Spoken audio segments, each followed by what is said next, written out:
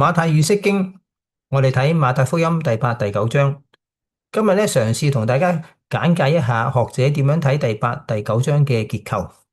我哋知道咧馬太福音一個好重要嘅特色就係有5大講論，而每一個講論之間都穿插咗一啲好重要嘅事件，大家好熟悉嘅事件，例如好多嘅神蹟啦。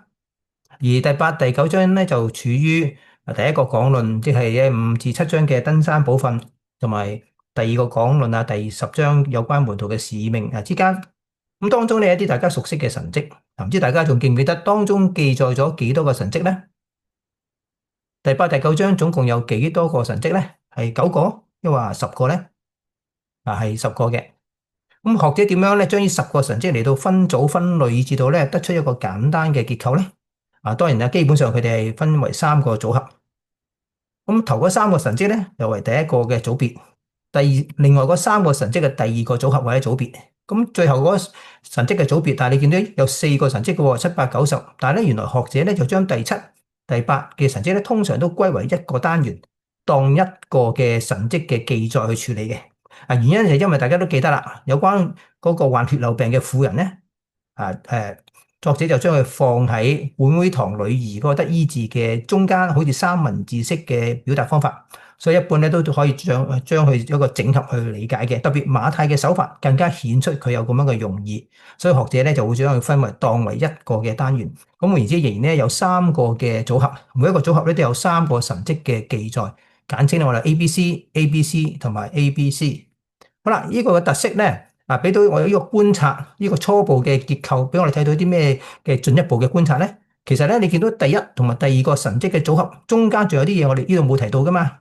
即係話咧8章1到22節，同埋23到9章17節之間有一啲重要嘅事件嘅喎。咁呢啲事件咧，其實有個特色嘅，一個簡單嘅，好似綜合咗簡單概要概述咗耶穌一啲嘅事蹟，同埋咧一啲對有人去想跟從耶穌嘅記載，當中有啲好重要嘅説話我稱為 D1。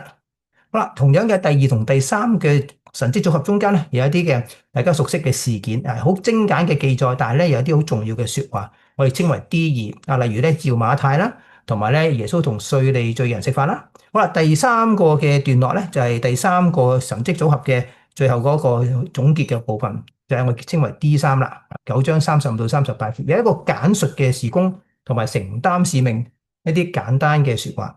好啦，咁咁樣觀察咗之後，你發覺咧好清晰啦。神蹟一個組合，跟住中間咧又好工整嘅有一啲簡單嘅技術，同埋一啲咧大家好熟悉嘅一啲耶穌所講嘅説話，可能一啲嘅回應嘅説話。咁咧我哋可以用咁嘅基礎嘅時候咧，當然我哋可以整體去研究啦。但係咧我哋都可以分開逐步逐步嘅睇佢嘅焦點。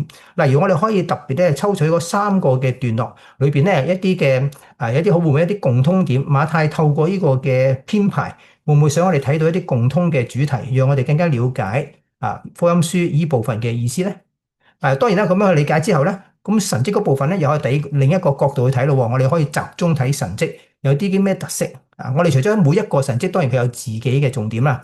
但係咧，當可以歸為一類一個組別嘅時候咧，我哋不妨可以一個組別去睇神蹟，譬如3個神蹟一齊去理解，會唔會佢反映到一啲共通嘅特色，令到我哋更加注意到一啲平時未必注意到一啲嘅細節，以至到我哋更加明白馬太嗰個用意喺邊度咧？當然啦，神蹟同埋咧嗰啲 D1、D2、D3呢啲技術之間，會唔會都有互相嘅關係，或者上文下理嘅關係咧？呢個亦都我哋預期可能有機會發現嘅嘢咯。咁呢個就係初步嘅一個嘅建議啦。好啦，我哋試下再做一個例子啦。我哋一個焦點第一個角度去理解，我哋特別睇 D1、D2、D3呢一啲嘅技術。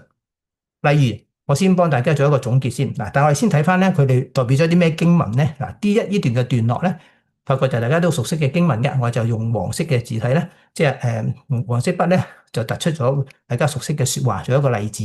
當然可能有其他嘅重點，你會都發覺嘅嚇。好啦，第2個段落啦，同樣嘅做俾預備咗俾大家睇，同埋第3個段落。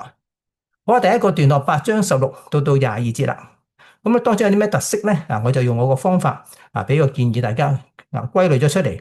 你發覺第一部分咧提到耶穌嗰個嘅使命，佢話他代替我哋嘅軟弱，擔當我哋嘅疾病。呢度係一個嘅動機，講到耶穌咧傳道事工係其中一個好重要嘅動機。跟住咧有2個人物出現，都係同咧跟從耶穌有關嘅，所以我就話一個動機2個跟從，呢個簡化就俾一個標題大家啫。好啦，第2個段落9章9節到16、17節。同樣嘅都有個特色喎，就係一同埋二，即係話咧一就係咧一個跟從，耶穌召馬太，馬太就跟從耶穌。同樣嘅跟住之後咧有兩件事發生，呢兩件事咧學者都有時形容佢好似一個嘅爭論咁樣嘅事情嘅，咁我就俾一個名稱叫做挑戰啦。好啦，咁第一個嘅動機同埋跟從裏邊有咩特色咧？就係反映緊咧門徒嗰個嘅代價啊，同埋咧優先次序嘅問題。嗱，呢個我俾一個簡單嘅結論，做一個標題當反映緊個結論。嗱，呢個我係建議俾大家啫。你可能有其他嘅你覺得恰當嘅字眼都唔定嘅。但係如果係同門徒嘅代價有關嘅時候，你發覺唔使等到咧去到大家都熟悉嘅喺馬太嘅第16章，彼得認耶穌為基督嘅時候咧，跟住耶穌就提到我哋好熟悉嘅教訓啦，就話要背十架跟隨主嘅。我哋唔使等到第16章先至提到要付代價嘅，原來咧早到第8章、第9章都已經提及噶咯。例如第9章都係啦，啊馬太跟從耶穌都係一個代價，門徒要付嘅代價。同樣嘅兩個挑戰咧，都係反映緊一啲叫優先次序。呢個優先次序好明顯係思維上邊，呢個亦都可能咧反映緊先前咧我嘅係分享嘅係你同門徒嗰個悔改有關嘅觀念，呢個係另一個表達方法都唔定嘅喎，大家不妨思考一下啦。好啦，咁呢三個嘅技術咧，都有一個有另一個嘅共通點。頭先提過字眼，例如咧提到話耶穌會代替我哋嘅軟弱，當然個以賽亞先知預言嘅説話啦。好啦，第二個段落咧提到話我喜愛憐恤，不喜愛祭祀，又愛憐恤。第三個段落咧提到耶穌就憐憫他們。你發覺呢三個字咧有共通特性嘅，雖然咧原文咧唔係同一個字，但係咧你見到佢個性質係一樣嘅，講到嗰種憐憫反映緊耶穌個心腸。嗱，從呢度咧我哋更加好肯定咧，整合咗之後咧。我哋會好係有信心咧，係得出一個簡單嘅結論或者初步嘅結論先。嗱，呢個經文反映緊兩個大焦點，就係基督嗰個使命啊，耶穌基督傳道工作嗰個使命。第二咧就係門徒嘅意義啦，兩者係緊扣嘅。呢個係初步嘅一個例子。好啦，咁我哋講咗從一個嘅睇嗰啲三段落裏邊咧，反映嗰一個重點。咁我哋有第二個角度噶嘛？另一個角度，另一個焦點咧，當然就係神蹟本身啦。嗱，呢個留翻下一次同大家分享咯，大家可以預先思考一下。我哋每一個神蹟獨立嚟講咧，都可以有佢嘅意思。但係咧，既然有咁嘅組合嘅時候，我哋會唔會或者試過將一個組別三個神蹟一齊比較，一齊去睇下有咩共通點，以至到我哋可以話唔定發現咗一啲我哋平時咧可能未必留意到一啲嘅細節，呢啲嘅細節可能咧更加突出咗個主題都唔定嘅喎。大家不妨試一試咯。而今日嘅分享咧，亦都係基於學者嘅一啲研究嘅心得成果嘅，同大家分享一下。